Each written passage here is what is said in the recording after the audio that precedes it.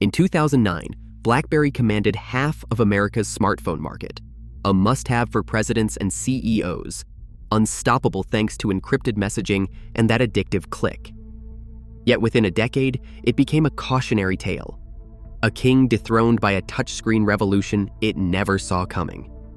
How did the world's most secure communication empire lose it all? And what blind spot sealed its fate? Let's start at the very beginning.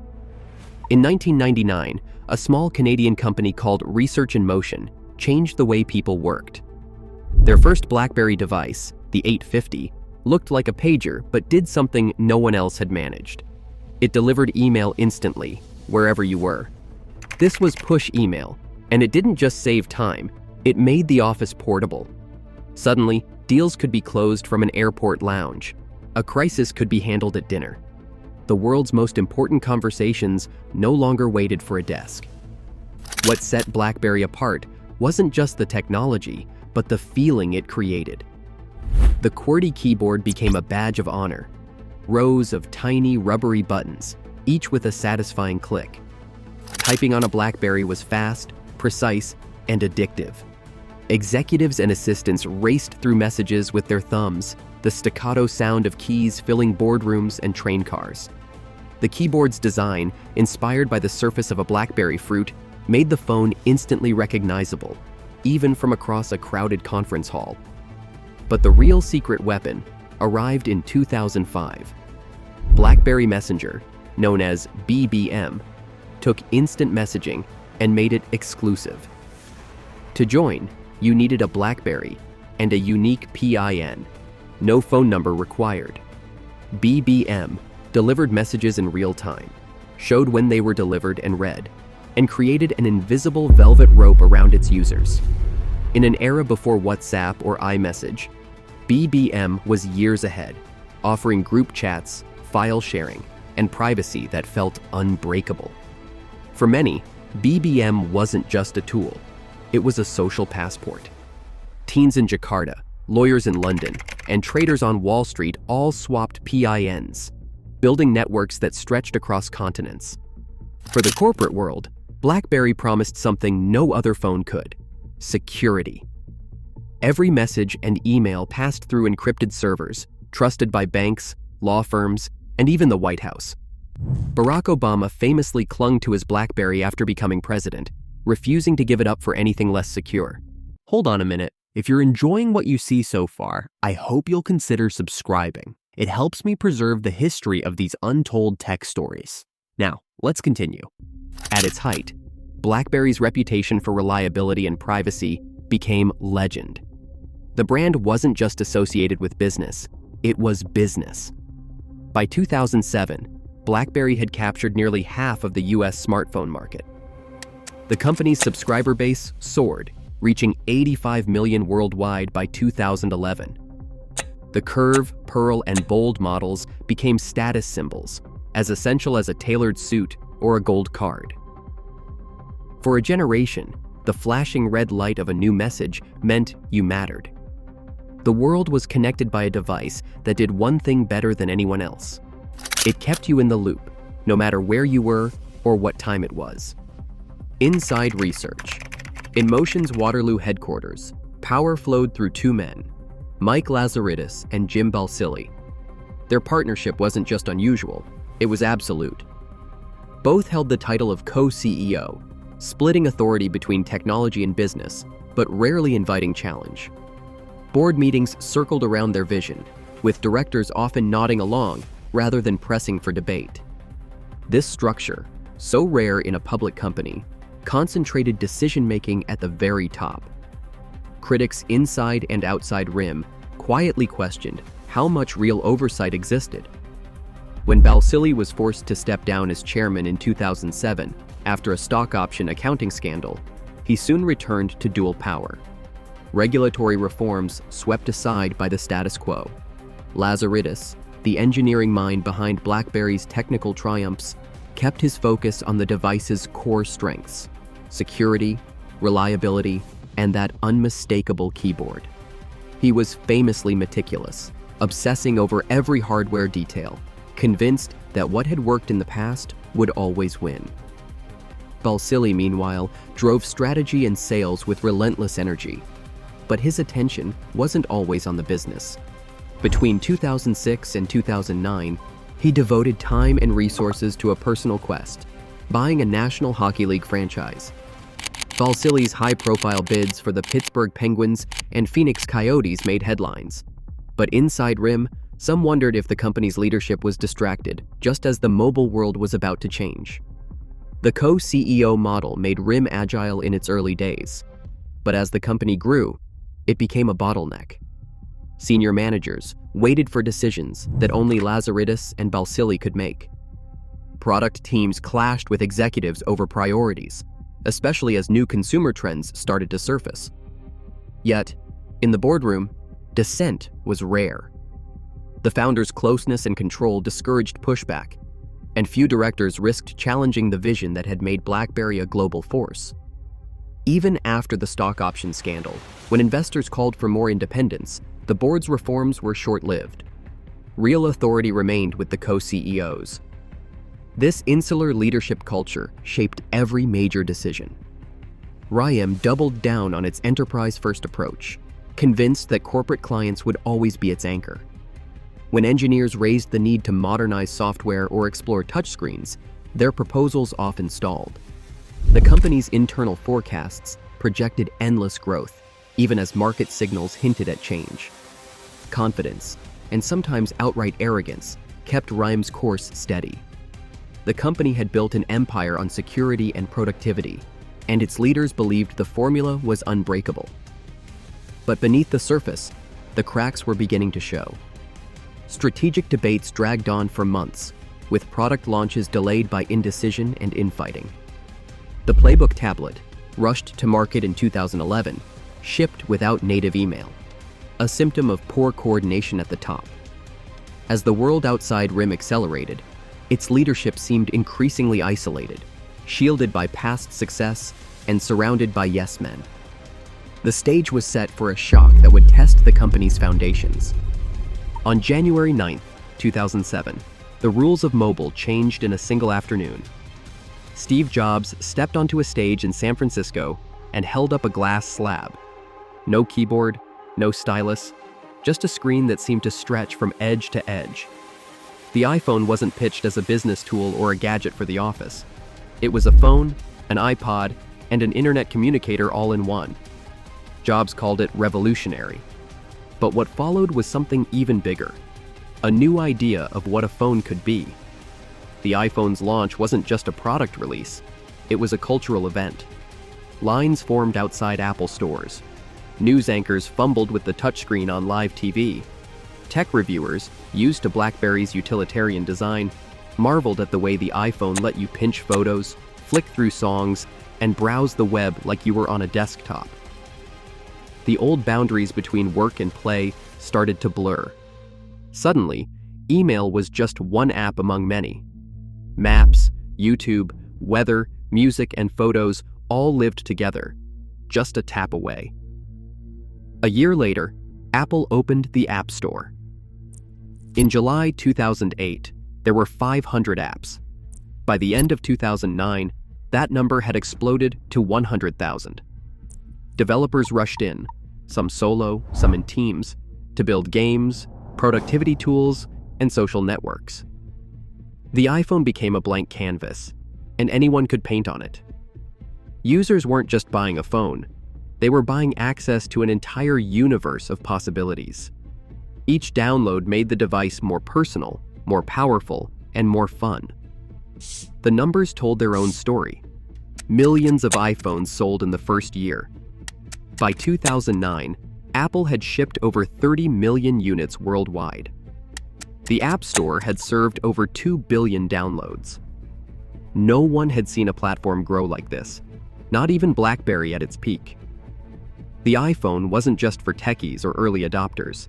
Teenagers, artists, doctors, and executives all wanted in. The device became a status symbol, a conversation starter, and a passport to the digital world. For BlackBerry, the ground began to shift. The iPhone didn't just introduce a new competitor, it rewrote what people expected from a phone. The keyboard, once a badge of honor, started to look old-fashioned. The flashing red light lost its pull. Apps became the new currency of cool, and BlackBerry's closed system couldn't compete. The idea of a phone as a platform, for creativity, for entertainment, for connection, wasn't just Apple's pitch. It was what the market demanded. And for the first time in years, BlackBerry wasn't leading the conversation. It was chasing it. The BlackBerry was once a fixture at the heart of power. In the early 2000s, it wasn't just business titans and politicians clutching those matte black slabs. Hollywood stars, rappers, and athletes flashed their BlackBerries on red carpets and in music videos. Paris Hilton, Kim Kardashian, and even Oprah Winfrey were seen tapping out messages on those tiny keys. Barack Obama's attachment to his BlackBerry became a running headline. He famously refused to give it up even after moving into the White House. The device became shorthand for influence and hustle, a symbol that you were in the loop and in demand. But culture moves fast, and status fades even faster. The iPhone's arrival didn't just offer new features, it rewrote the rules of what it meant to be modern. Suddenly, the sound of clicking keys started to feel like a relic from a different era. The QWERTY keyboard, once a badge of efficiency, became a punchline. Late-night hosts joked about the old man's phone. In clubs and college dorms, the glow of a BlackBerry screen was no longer a mark of cool, but a sign you hadn't caught up. Celebrity endorsements evaporated almost overnight. Rihanna, who once tweeted from her BlackBerry, switched to an iPhone and Instagram. Tech blogs chronicled the exodus. Drake, Lady Gaga, and Lindsay Lohan all moved on. Even business icons who had championed BlackBerry began to appear with iPhones in hand. The shift was subtle at first. An iPhone spotted at a board meeting, a BlackBerry left behind in a car. But as Instagram and Snapchat exploded, the BlackBerry's lack of apps made it invisible in the new digital conversation. Social signaling had changed. If you wanted to be seen as current, you needed a touchscreen. For millions of users, the decision was personal, but the effect was collective. Group chats splintered as friends migrated to WhatsApp and iMessage. The exclusive BBM pin, once a secret handshake, became a dead end. Teens who had begged their parents for a curve now pleaded for an iPhone. The BlackBerry's flashing red light, once a thrill, became a reminder that you were out of sync. In the workplace, the change was just as stark. The phrase, "sent from my BlackBerry," at the bottom of an email lost its cachet. Executives who once prided themselves on their productivity devices now felt exposed, caught using yesterday's tech. The phone that had defined urgency and access now signaled stubbornness. Status had inverted. What was once a mark of arrival became a symbol you'd missed the next train. This wasn't just about features or specs, it was about belonging. The smartphone had become a social passport, and BlackBerry's was no longer stamped. The cultural tide had turned, and with it, the urgency for BlackBerry to respond grew impossible to ignore. In late 2008, BlackBerry tried to answer the iPhone with the Storm. Instead of a smooth glass touchscreen, the Storm featured a single, clickable screen, an experiment called Sure Press. Every tap required a physical press, as if the whole display was one giant button.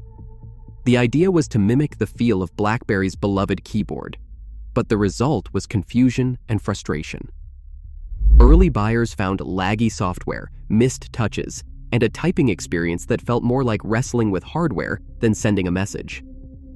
Verizon, desperate for an iPhone rival, pushed the Storm hard, but it quickly became infamous for high return rates and angry customers. Tech reviewers called it one of the worst phones of the year. 3 years later, the Playbook tablet arrived with its own flaw. It shipped without native email. For a company built on email, this was unthinkable. Users had to pair the tablet with a BlackBerry phone just to check their inbox. The missing feature became a punchline and a warning sign. These failures shattered trust.